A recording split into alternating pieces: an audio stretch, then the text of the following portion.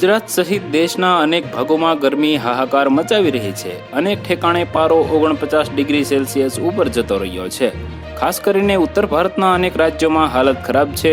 બીજી બાજુ રેમલ વાવાઝોડાના કારણે પૂર્વોત્તર બંગાળના અનેક વિસ્તારોમાં કહેર મચ્યો છે. પરંતુ આ બધા વચ્ચે હવે હવામાન વિભાગે આ રાજ્યને 5 દિવસ સાવધાન રહેવાની સલાહ આપી છે.